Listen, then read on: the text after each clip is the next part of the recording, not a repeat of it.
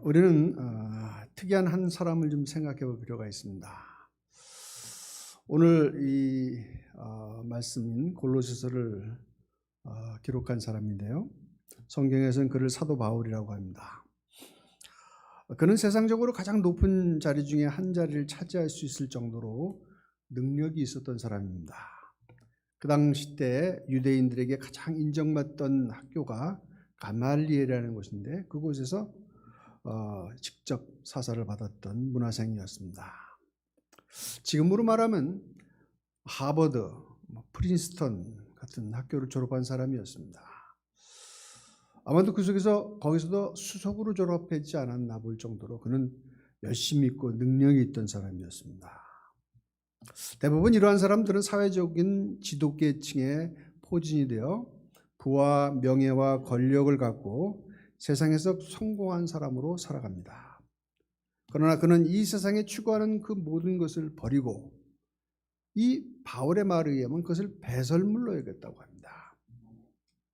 그리고 핍박과 고생과 수고로움이 있는 바로 복음 전하는 일을 힘썼던 바로 이 사람을 우리는 생각해 볼 필요가 있습니다. 지금 이 골로새서를 쓰고 있는 그 순간에 또 사실은 감옥에 갇혀 있는 상태였었습니다. 아마도 같은 문화생이었던 친구들은 이 바울의 모습을 보면서 참 너는 어리석은 자다라고 얘기했을 것입니다. 아마 그 이유를 여러 가지 꼽겠죠. 너 그런 머리 갖고 그런 능력 갖고 왜 그런 일들을 하고 있니? 인정받지도 못하고 고생은 그렇게 힘들게 하는 그런 거 하면서 심지어 죽을 고비를 몇 번 겪으면서 왜 그런 일을 하고 있니? 아마 그렇게 참 안쓰러운 마음으로 비난했을 것입니다. 그러나 우리가 그의 편지들을 잘 살펴보면 그는 세상 누구보다도 당당했으며 가장 높은 데서 세상 모든 사람들이 들어야 할 말을 선언하고 있었습니다. 그렇잖아요? 지금도 무수한 사람들이 이 바울이 기록한 그 말씀을 듣고 진리를 발견합니다. 이 성경과 역사는 바로 이 바울의 삶이 그가 얼마나 높은 사람인 것을 증명하고 있잖아요. 그의 길이 옳았고 그의 길이 최고의 길이었다는 것을 인정할 수밖에 없잖아요. 이 당시에 같이 살았던 그 동료들, 친구들 누구 하나도 이름이 남지 않았습니다. 기억도 안 해요, 사람들이. 그런데 이 바울이라는 사람 얼마나 많은 사람들에게 이름이 기억이 됩니까? 우리는 그의 선택, 고난과 어려운 수고로운 그 길을 가는 것의 선택이 옳았다는 것을 인정할 수밖에 없습니다. 그런데 이 사도 바울이 이러한 삶을 살게 된 아주 중요한 전환점이 있습니다. 거기엔 두 가지 사건이 있습니다. 첫째는 스데반 그 집사님의 순교의 순간이었습니다. 그 스데반 집사님의 순교의 순간에 이 바울은 그것을 직접 목격했었습니다. 그때는 사도 바울은 굉장히 세상적으로 자신 있던 시절이었습니다. 하늘을 찌르는 바로 그러한 교만함이 가득 찼던 때였습니다. 누구보다도 자기가 가장 높은 자라고 생각했던 바로 그때 이 스데반 집사님의 순교를 통해서 그는 충격을 받게 되는 거죠. 어떻게 저럴 수 있을까? 어떻게 저렇게 죽음의 순간에도 그렇게 평온하고 그 밝은 얼굴을 지을 수 있을까? 도저히 이해가 안 되는 거죠.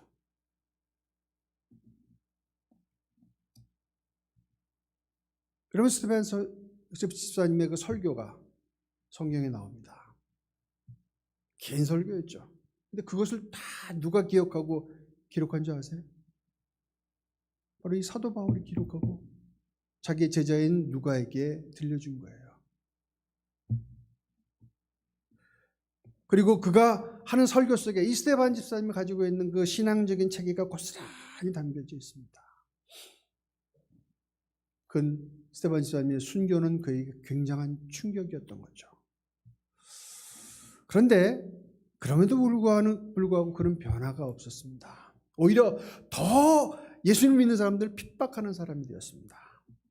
그러다가 그는 사도행전 9장에 나오는 다메섹 도상에서 예수님을 직접 만나는 놀라운 체험을 하게 됩니다. 진정한 그리스도인이 되는 것은요, 주님을 인격적으로 만나야 돼요. 만나야 돼요. 그렇지 않으면 진정한 변화를 이룰 수 없습니다.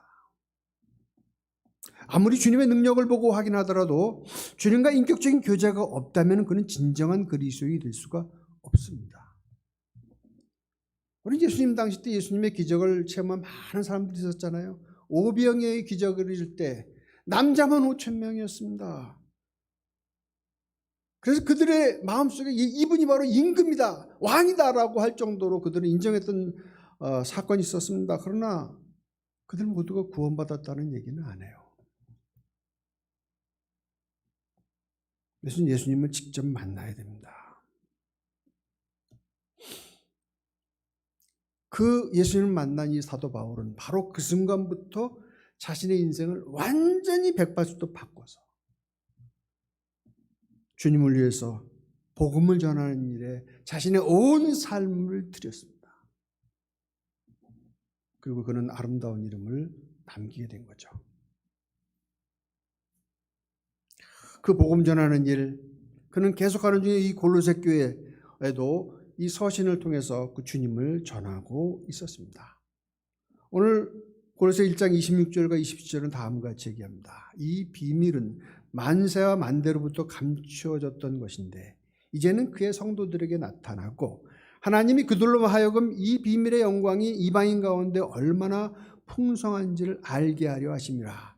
이 비밀은 너희 안에 계신 그리스도시니 곧 영광의 소망이니라. 사도 바울이 전하는 것은 바로 이 예수님이셨습니다.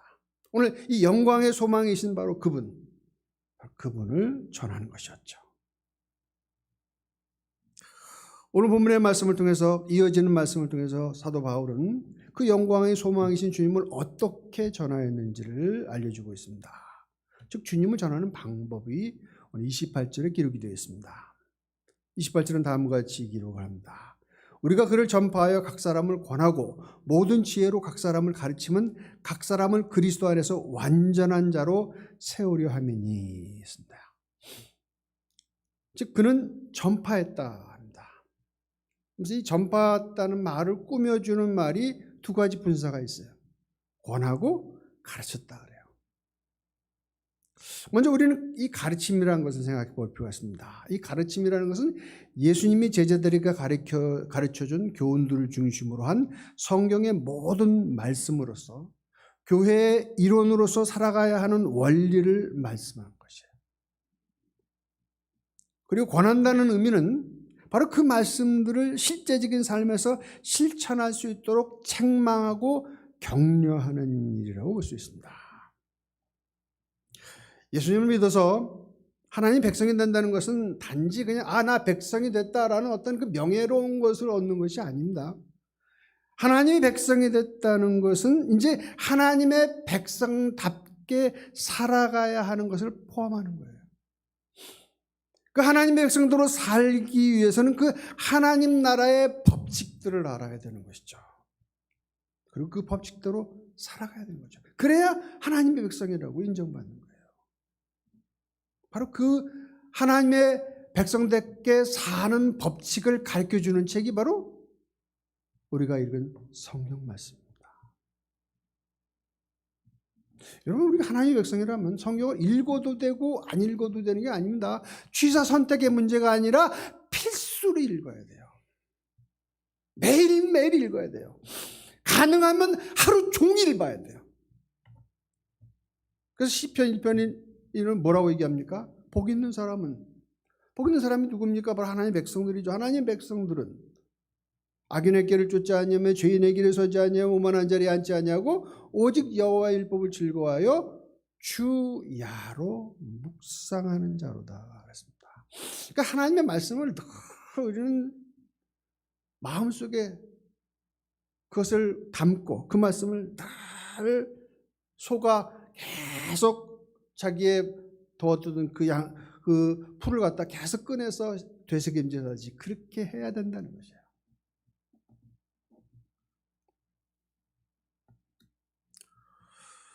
또 우리는 하나님의 귀한 생명의 말씀을 늘 묵상하고 또 그 말씀대로 살아가길 힘써야 됩니다. 그리고 그 말씀이 나의 삶에서 아주 살아서 움직일 정도로 그렇게 살아가야 되는 것이 당연히 하나님의 백성을 가져야 할 의무입니다. 그런데 오늘 성경을 잘 보게 되면요, 우리는 그를 전파하여 각 사람을 권하고 라고 했습니다. 사실 이 순서를 보게 되면요, 가르치는 것이 먼저 아니에요? 그리고 가르치는 것을 가지고 권하는 것은 다음입니다.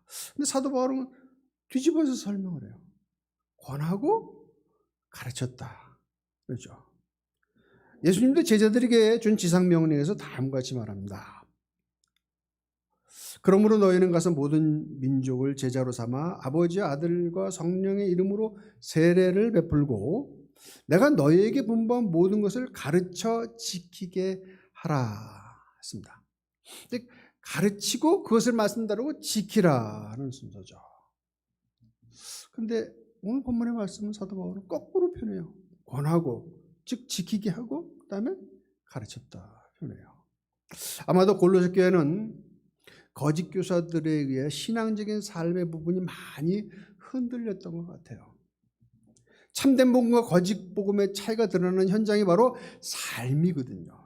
그 삶이 이 잘못된 말을 듣고 그 말대로 따라가는 사람들에게 뭔가 힘들게 여겼던 것이죠. 그들의 삶은 참 어려웠던 것 같아요. 아마 그래서 권하는 것을 먼저 사도 바울이 기록했지 않나 생각해 볼 수 있습니다.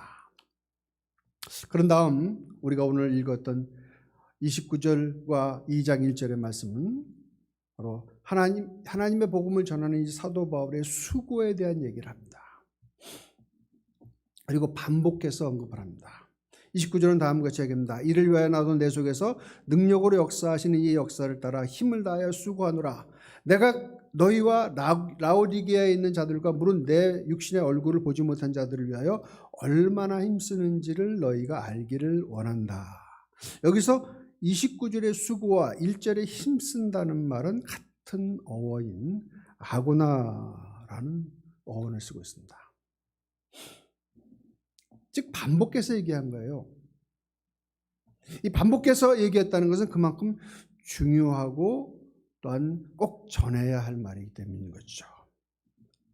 바울은 자신이 그들을 위해 수고하는 이 수고를 이 서신을 읽는 모든 사람들이 알기를 원했다라고 해요. 얼마나 힘쓴지를 너희가 알기를 원했다. 아니 수고하면 수고했지 수고를 꼭 알기를 원했을까? 좀 생각해 볼 부분이죠. 그런데 사도 바울은 먼저 29절에서 그의 수고는 성령의 능력, 즉 내 속에서 역사하시는 능력으로 바로 그 수고했다라고 합니다. 여기서 우리가 좀 생각해 봐야 될 부분이 있어요. 즉 자신의 힘으로 하지 않고 주님의 능력으로 수고를 했다는 것입니다. 아마도 이것은 이 수고가 자랑으로 변할 것에 대한 어떤 방비를 한 것 같아요. 나 그거 자랑할 거 아니야. 사실 사도 바울의 그 수고의 내용 보면 엄청난 일이었잖아요. 근데 그러한 수고가 혹시 자랑으로 변할까 봐 이것은 내 힘으로 한 게 아니야. 바로 성령의 능력으로 했다라고 표현한 것 같습니다. 여기서 우리가 주를 위해서 배워야 될 것은 우린 주를 위해 수고할 때 결코 자신의 힘으로 하지 말아야 할 것을 배워야 합니다. 자신의 힘으로 수고하는 자들은 결국 어디로 가냐면 자기의 자랑으로 결말을 짓게 돼요. 근데 그렇게 되면은 자기의 자랑이 되면 아무 소용이 없게 됩니다. 아무 소용이 없어요. 예수님께서도 말씀하셨습니다. 마태복음 6장 1절에 보게 되면 사람에게 보이려고 그들 앞에서 너희 의를 행하지 않도록 주의하라. 그리하지 아니하면 하늘에 계신 너희 아버지께 상을 받지 못하느니라. 그러므로 구제할 때 외식하는 자가 사람에게 영광을 받으려고 회당과 길거리에서 하는 것 같이 너희 앞에 나팔을 불지 말라. 진실로 너희에게 이르노니 그들은 자기 상을 이미 받았느니라. 너희는 구제할 때 오른손이 하는 것을 왼손이 모르게 하여 내 구제함을 은밀하게 하라. 은밀한 중에 보시는 너희 아버지께서 갚으시리라. 너희는 기도할 때 외식하는 자 같이 하지 말라. 그들은 사람에게 보이려고 회당과 큰 거리 어귀에 서서 기도하기를 좋아하느니라. 내가 진실로 너희에게 이르노니 그들은 자기 상을 이미 받았느니라. 너는 기도할 때 내 골방에 들어가 문을 닫고 은밀한 중에 계신 내 아버지께 기도하라. 은밀한 중에 보시는 내 아버지께서 갚으시리라. 여러분, 우리가 주의 일을 할 때 가장 조심해야 할 적은 바로 사람을 의식하는 것이에요. 내가 이런 일을 한다는 의식을 버려야 돼요. 주님의 감동으로 주실 때 주님의 힘을 얻어서 무익한 종이라는 자세로 해야 됩니다. 우리가 주님의 일을 하고 나서 꼭 그것을 좀 저속한 말로 깨빡 쏟는다고 그러죠. 깨빡. 여러분, 깨를 갖다 어디 바가지에 넘었다가 깨를 한번 툭 떨어뜨리게 되면 어떻게 됩니까? 깨지면서 흩어지는데 그 주워 담을 수도 없어요. 그와 같은 것입니다. 자기 자랑 안 하는 순간 이미 공로는 싹 사라지는 거예요. 그리고 우리가 주님의 일을 하고 나서 나 자신조차도 잃어버릴 정도가 돼야 됩니다. 내가 한 거 아니야. 주님이 하신 거야. 사도 바울이 바로 이 자세가 그런 자세 아니에요? 정말 그 자랑이 수고가 자랑으로 변할 것을 방지하기 위해서 아니야, 이건 내가 절대 내 힘으로 한 것이 아니야. 주님께서 주시는 힘으로 한 거야 라고 고백하는 것이죠. 우리는 늘 그 자세를 유념해야 됩니다. 우리 입술이 바로 자랑을 통해서 우리의 공로를 다 잃어버리는 경우예요. 정말 누구도 모르는 그런 주님의 일들을 하는 일들 모습이 돼야죠. 그냥 하나님만 아는 되도록이면 드러나지 않고 정말 주님만 알아서 주님께서 나에게 은혜를 베푸실 것을 기대하는 마음이죠. 늘 무익한 종인 자세. 여러분, 종이라는 게 어떤 자세입니까? 바깥에서 열심히 일하고 들어와서 오더라도 주인이 발 닦어 청소해 당연히 해야 되는 거죠. 근데 뭐 그거 나 이렇게 했으니까 나 내가 얼마나만 열심히 일했는데 하고 사람에게 자랑하고 자꾸 드러낼 때 이미 그 공로는 없어지는 거예요. 근데 사도 바울은 분명히 얘기합니다. 내 수고 이거 내 힘으로 한 거 아니야. 하나님 주신 능력으로 한 거야 라고 고백합니다. 또한 사도 요한은 이어지는 2장 1절에서 직접적으로는 이 서신을 받고 있는 골로새인들에게 더 나아가서는 이 서신을 읽는 모든 사람들이 자신이 왜 이러한 수고를 하는지를 알기를 원한다고 했습니다. 왜 그는 자신이 이러한 수고하는지를 알기를 원했을까요? 그들이 자랑하고 싶은 걸까요? 자랑이 아니라는 걸 알죠. 왜 그랬을까? 즉 그는 이러한 수고를 하는데 목적이 있었습니다. 그 목적이 무엇인지를 이 서신에 읽는 모든 사람들이 알기를 원했다는 거예요. 그러면서 그 다음에 이어져서 그것을 설명하고 있습니다. 우리는 그 다음 설명을 잘 살펴봐야죠. 이어지는 말씀은 다음과 같습니다. 이는 그들로 마음의 위안을 받고 사랑 안에서 연합하여 확실한 이해의 모든 풍성함과 하나님의 비밀인 그리스도를 깨닫게 하려 함이었습니다. 이것이 목적이었습니다. 이것을 알게 하게 하는 것입니다. 복음을 전하는 수고로 인해 나타난 그 증상들을 먼저 언급하고 있습니다. 이 복음을 받아들이는 사람들은 먼저 마음의 위안을 받는다라고 기록하고 있습니다. 이 말씀의 의미는 무엇일까요? 마음이라는 게 뭡니까? 이 마음은 우리 내면의 인격을 통제하는 것을 의미합니다. 우리 지정이죠. 우리가 인간들이 지정인데 그 지정이 모든 것을 다스리는 우리의 마음의 좌소가 있어요. 바로 그것을 마음이라고 표현합니다. 바로 그것이 위안을 받아낸다 했습니다. 즉 그것의 또 다른 표현은 위안이 필요하다라는 거죠. 인커리지 되어지는 거예요. 필요하다는 거예요. 왜 그런 표현을 썼을까? 우리는 생각해 볼 필요가 있죠. 내 마음에 왜 위안이 필요한가? 내 복음을 전하는데 첫 번째로 내 마음의 위안을 받아야 하는가? 사실 복음을 받아들이지 않는 사람들은 모두 죄인이라고 성경은 정의합니다. 로마서 3장 23절은 다음과 같이 얘기하죠. 모든 사람이 죄를 범하였음에 하나님의 영광에 이르지 못하더니 했습니다. 이렇게 죄 중에 있는 사람들의 특징은 마음이 무너진 상태예요. 즉 디스커리지 된 상태죠. 불안하고 괴롭고 외롭습니다. 그리고 이러한 상태를 벗어나고 아무리 인간적인 노력을 하더라도 근본적으로는 절대 벗어날 수가 없어요. 그렇잖아요? 여러분 예수님 믿기 전에 어떤 어려운 일, 무서운 일이 발견되면 그 다음부터 그것으로 인해서 그냥 트라우마가 생겨버리잖아요. 절대 벗어나지 못하죠. 직접적으로 죽음이라 가까이 임하게 되면요, 아무리 세상에서 뭔가 능력이 있더라도 그냥 꼼짝 못해요. 우리 인간적으로 전부 다 그 마음 깊숙한 데다 쳐다보면은 전부 다 불안하고 괴롭고 외롭습니다. 딱 예외된 이 사람들 외에는요.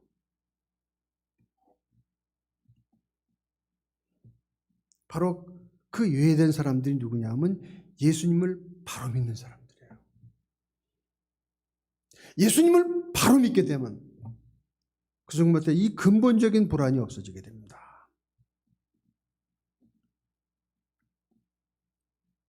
왜냐하면요, 모든 문제의 근원은 죄이기 때문에 그래요. 성경이 아주 정확한 얘기를 합니다. 우리 모든 인간의 모든 문제의 그 근원은 자신의 그 죄가 있고 그 죄 때문에 모든 것들이 돼. 이 죄라는 게 뭡니까?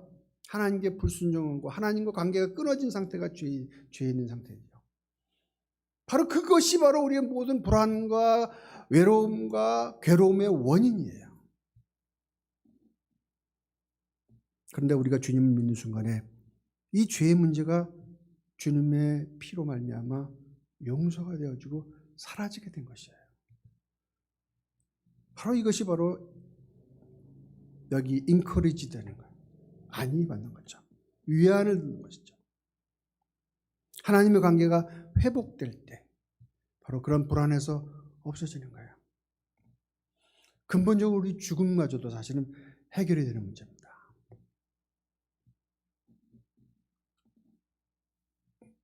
이것이 먼저가 돼야 되는 거죠. 우리 마음의 위안이 되지 않으면 그 다음은 아무리 어떤 것들도 아무 소용이 없어요. 나라는 사람이 바로 이 마음의 위안, 즉 근본적인 죄의 문제가 해결돼서 주님과 화평의 관계를 맺는 바로 그것이 되지 않으면 다음 것은 아무 의미가 없다는 거예요. 근데 그것이 먼저 되는 거죠. 마음의 위안을 받고. 그러니까 그 다음으로 이어지는 것이죠. 자연스럽게 이웃과의 관계가 바르게 되는 것이죠. 자신이 하나님의 은혜를 받았기에 다른 사람들에게 은혜를 베풀 수 있습니다. 자신이 하나님께 용서를 받았기 때문에 남을 용서할 수가 있는 거예요. 여러분, 자기가 다른 사람을 용서하는 거 이거 굉장히 위험한 일입니다. 있을 수 없는 일을 하는 거예요. 먼저 우리는 주님의 용서를 받아야 돼요. 용서의 체험이 있어야 돼요. 그래야 다른 사람들을 용서할 수 있는 것입니다. 자연스럽게 이웃의 관계 속에서 은혜를 베푸는 자들이 되는 것입니다.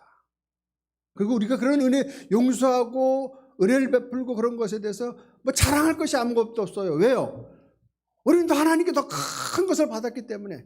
예수님의 비유처럼 1만 달란트라는 어마어마한 은혜와 용서를 받았기 때문에 나한테 베푸는 거고 남에게 용서를 하는 거고 남의 허물을 덮어주는 것이지, 내가 능력이 있어서 자격이 돼서 하는 게 아닙니다. 사실 이 세상의 모든 문제는 바로 같이 서로 연합되지 않는 문제예요. 분리가 많이 되어 있습니다. 같은 방법으로 이 분리된 것을 좀 해결해 보려고 하지만 사실 되지 않아요. 연력격 제2법칙이 뭡니까? 위에서부터 밑으로 내려가는 거죠. 우리 이 세상은 좋은 데서부터 계속 나빠지는 쪽으로 가고 있어요. 근데 지금 계속 그런 것을 느끼지 않으세요, 여러분? 점점 더 나빠지는 거. 저도 피부적으로 느껴요. 미국에 온 그때보다도 지금 더 월세해졌다는 거, 더 나빠졌다는 거 자꾸 느껴져요. 세상이 왜 이렇게 되는지는 모르겠어요. 자꾸 사람들은 더 분리가 되어지고 더 그 고른저 점점 더 깊어져 가는 것을 보게 됩니다. 누구도 그 문제에 대해서 해결할 수가 없습니다. 아무리 사회적인 장치와 모든 방법을 동원하더라도 일시적일 뿐이고 제대로 되지를 않습니다. 근데 여기에 이 분리되는 사회 또는 사람들의 그 분리되는 그 관계를 연합으로 이끄는 진정한 길을 여기 보여주고 있습니다. 그것은 바로 하나님께로부터 온 사랑을 받은 사람들이 그 이웃을 사랑하게 됨으로써 서로 사랑하게 되고 또 그런 사랑을 통해서 서로 진정으로 연합이 되는 관계죠. 여러분, 이 세상의 문제를 해결할 수 있는 것은 그리스도인밖에 없어요. 우리 그리스도인들이 이 주님께로부터는 용서받고 주님께로부터는 이 사랑을 받은 사람들 외에는 이 세상을 변혁시킬 누구도 없어요. 그리고 사실 여러분 역사적으로 보십시오. 세상을 변혁시켜서 정말 더 나은 방향으로 간 사람들 거의 대부분 그리스도인들이에요. 미국의 건국의 초기자들 보십시오. 다 그리스도인들이었습니다. 이 복음의 정신을 가지고 세상을 더 나은 곳으로 바꾼 사람들이에요. 다 그 어디서 왔습니까? 바로 하나님께로부터 오는 그 사랑의 놀라운 능력, 그 에너지를 가지고 주의 일들을 했던 것이죠. 하나 되는 것은 다른 데 있지 않습니다. 내가 하나 되려고 아무리 애써도 되지 않습니다. 먼저 주님과 하나 되는 관계를 이루어야 돼요. 주님과 더 깊은 관계로 가야 됩니다. 그 에너지, 하나님과의 그 바른 관계 에너지가 넘칠 때 자연스럽게 이웃에게 흘러가는 거죠. 그런 다음에 완전한 이해의 풍성함을 누리게 된다라고 얘기합니다. 이 당시 때 이 골로새 교회를 괴롭힌 영지주의라는 자들이 있었습니다. 그들은 자신들만이 하나님의 지식과 지혜를 안다고 주장했던 자들이에요. 그리고 뭐 이상한 이론을 펴가지고 사람들의 마음을 미혹했던 자들입니다. 자기들이 뭐 하나님과 연결된 저기 사람이고 신비 예수님도 막 깎아내리면서 그냥 예수님은 하층에 있는 천사 정도밖에 안 돼 이런 식으로 표현해가지고 사람들의 마음을 많이 미혹했던 자들이에요. 근데 그들이 왜 잘못됐는지 무엇을 가져갔냐면 바로 이게 하나님과의 바른 관계, 하나님의 주시는 그 안위를 받고 또한 사랑으로 연합되어지지 않으면서 일어난 거예요. 그런 거 없이 있을 수가 없죠. 하나님의 사랑이 없는데 어떻게 이웃을 사랑하게 됩니까? 하나님께 바른 저기가 아닌데 어떻게 자기 자신이 진정한 안위야, 그 불안함과 외로움과 그 괴로움을 어떻게 이겨나갈 수 있어요? 없어요. 우리가 이 이단들을 잘 관찰해 봐야 될 게 그것입니다. 정말 거기에 주님을 통한 진정한 하나님의 사랑을 받았는가, 그리고 그 사랑의 실천으로서 이웃을 사랑하는가, 바로 거기에 시금석이 있는 거예요. 이게 올바른 말인지 아닌지를요. 바로 그렇게 될 때 우리는 이에 풍성한 것이 되죠. 그러나 이런 것을 모든 것을 합쳐서 결정적으로 우리들에게 주는 진정한 목적이 바로 이 사도 바울이 이 수고를 하는 목적이었던 것이죠. 그것은 뭐냐면 그리스도를 아는 것입니다. 2장 2절 말씀, 후반절 말씀 다음과 같이 합니다. 이의 모든 풍성함과 하나님의 비밀은 그리스도를 깨닫게 하려 함이라 했습니다. 즉 하나님의 비밀, 바로 즉 예수 그리스도, 바로 그분이라는 거죠. 그분을 알게 하는 것이 자신의 목적이라는 거예요. 알게 하는 것. 예수님을 알게 하는 게 목적이에요. 내가 이렇게 수고하고 애쓰고 심지어 사망에 가까운 것을 그렇게 거치면서도 이렇게 복음을 들고 막 너희들에게 전하려고 했던 중요한 이유가 뭐냐 하면 너희들에게 바로 예수님을 알려고 하는 거야. 예수님. 그래서 이스라엘 위험한 이 사도 바울이 마지막 순간에 목이 떨어지면서도 그렇잖아요. 예수란 마지막 말을 했다고 합니다. 그만큼 이 사도 바울은 오직 예수였었습니다. 예수님을 전하는 게 없었던 거예요. 여기 오늘 표현에도 마찬가지입니다. 내가 이렇게 수고하는 이유는 뭐냐면 너희들이 예수님을 알게 하기 위해서다. 여기 안다는 말이 뭔지 아세요? 안다는 말이 기노스코. 이 말은 단지 그냥 지식적으로 그분 알아, 내가 알아. 그분이 기적도 행하셨고 하나님의 아들이시고 인간도 하셨다며 그런 지식적으로 아는 게 아니에요. 이거는 체험해서 아는 거예요. 저하고 아내하고 많이 오랫동안 살았습니다. 그럼 남들이 얘기해서 희숙 씨 아니? 희숙 씨 아냐? 그러면 내가 아는 거하고 딴 사람이 아는 거하고 다르죠. 내가 많이 알죠. 형하고. 바로 그런 알을 아는 것을 얘기합니다. 즉 매일의 삶 속에서 주님을 알아가서 그것이 차곡차곡 쌓여져 가지고 나의 경험과 나의 모든 삶의 부분에서 그분의 임재 또는 그분과 함께한 체험들이 쌓여져 한 그런 지식을 얘기하고 있습니다. 여러분, 우린 주님을 알기를 가장 힘써야 돼요. 그분이 우리 구세주잖아요. 또 근본적으로 그분이 우리를 창조하셨잖아요. 누구보다도 우리는 그분과 더 친밀해져야 됩니다. 여러분, 그분과 친밀하십니까? 왜 우리가 이 세상에 자꾸 헤매고 힘들고 어려운 길을 간 줄 아세요? 그분과 친밀하지 않기 때문에 그래요. 예수님과 친밀하지 않기 때문에. 왜 이렇게 어려운 길을 가면서도 힘들 것 같지만 이 사도 바울이 이렇게 존경받고 인정받고 정말 위대한 영적 교사였다고 인정받은 줄 아십니까? 이분이 예수님을 알았기 때문에 그래요. 더 깊이 알았기 때문에. 여러분, 우리가 이 사도 바울이 쓴 서신을 자꾸 연구해야 되고 깊이 알아야 되냐면 그분이 예수님을 더 많이 알았기 때문에 그래요. 다른 거 없어요. 그분을 깊이 알았기 때문에. 그래서 이분이 쓴 서신 한 구절 한 구절, 한 글자 한 문장, 한 문장 한 문장, 그 단어들까지도 우리가 연구해야 될 이유가 뭐냐 하면은 바로 이분이 예수님을 알고 그분을 표현한 표현들이기 때문에 그래요. 여러분, 우리는 온전하게 되기를 원합니다. 그러나 여러분, 우리들은 온전할 길이 없어요. 사실은요. 죄인이 어떻게 완전한 의인이 됩니까? 근데 온전하게 될 수 있는 유일한 길은 바로 예수 그리스도 안에 있을 때 되는 겁니다. 하나님이 우리에게 요구하는 것도요, 하나님은 우리들에게 그냥 반 괜찮고 아니면 90% 괜찮고 10% 부족하면 받아들일만 해 라고 하지 않습니다. 하나님 우리에게 완벽함을 요구합니다. 완전한 거, 온전한 걸 요구해요. 우리가 천국에 들어갈 때 우리가 온전하지 않으면 절대 천국에 못 들어가요. 너희가 바리새인의 의보다 더 낫지 못하면 천국에 결단코 들어오지 못한다고 말씀하잖아요. 여러분, 바리새인들이 얼마나 신앙적으로 열심히 지켰는지 아세요? 우리가 상상할 수 없을 만큼 그들은 신앙생활했던 사람이에요. 근데 그거 갖고는 천국 못 들어온대요. 오직 천국에 들어가는 것은 완전해야 됩니다. 마태복음 5장 48절도 얘기합니다. 그러므로 하늘에 계신 너희 아버지의 온전하신 것 같이 너희도 온전하라.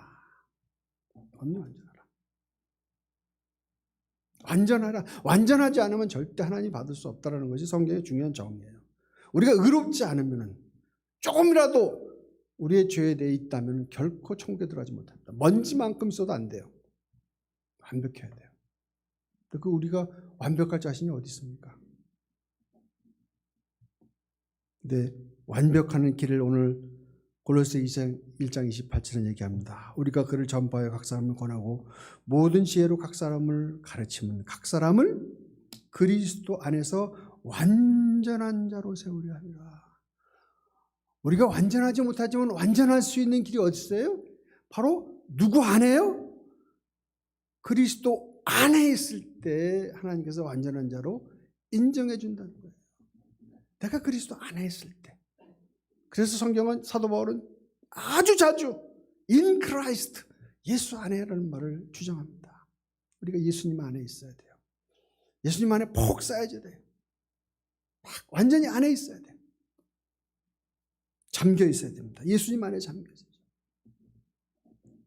사도 바울이 그렇게 그들을 위해서 수고하는 중요한 가장 근본적인 이유는 그리스도의 비밀인 주님을 알아서 온전한 자가 되는 것이에요.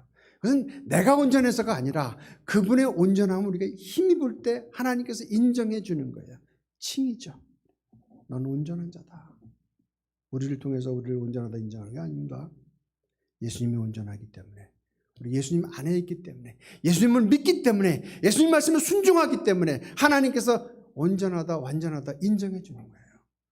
우리는 이러한 인정을 늘 주님 안에서 받으면서 주님의 놀라운 축복을 누리는 하나님의 백성으로 살아가야 될 줄 믿습니다. 하나님 아버지 감사합니다.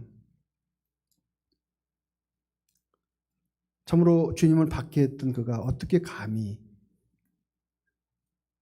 하나님의 백성이라고 주장할 수 있었겠습니까? 많은 사람들을 핍박하고 심지어 죽는데 가편투표를 던졌던 그가 어떻게 양심적으로 하나님 앞에서 내가 하나님 앞에 설 수 있는 자라고 얘기할 수 있었겠습니까? 오직 주님의 은혜 때문인 줄 믿습니다. 그는 주님 안에 있었고 주님의 말씀에 진정한 완전함을 받았고 또한 그 완전한 길을 전하기 위해서 생명 바쳐 수고하면서 바로 그 복음을 전했던 것 우리가 다시 듣습니다. 귀한 말씀 따라서 우리도 그 주님의 이 사도 바울의 말씀처럼 우리 주님을 온전히 믿고 그 안에 거함을 통해서 주님께서 원하는 온전한 사람, 완전한 사람이 되게 하여 주시옵소서. 감사합니다. 예수님 이름으로 기도드리옵나이다. 아멘.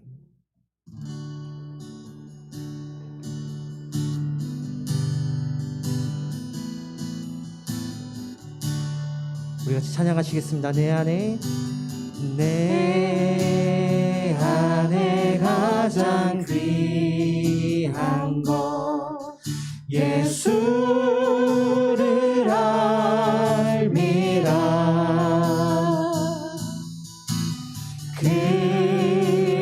금보다 더 귀한 것 예수를 알미라. 세상 지식보다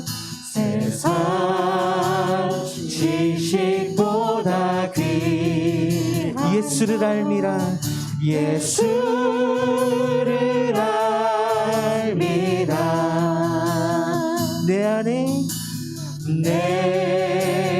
안에 가장 귀한 것 예수를 알미라. 예수의 이름 존귀한 그 이름 예수의 이름 능력의 그 우리 시간 간절한 마음으로 예수의 이름 예수의 이름 존귀한 그 이름 예수의 이름 능력의 그 이름. 사랑의 하나님 아버지, 참으로 우리가 예수 그리스도를 믿어 주 예수 그리스도를 믿는 자의 비밀스러운 하나님의 그 은혜와 능력을 아는 자가 되었사오니 아버지, 우리 모두에게 주님께서 은혜를 더하시고 능력의 능력을 더하셔서 성령의 순종함으로 우리 또한 그리스도의 복음을 전파할 수 있도록 주여 함께해 주시기를 간절히 원합니다.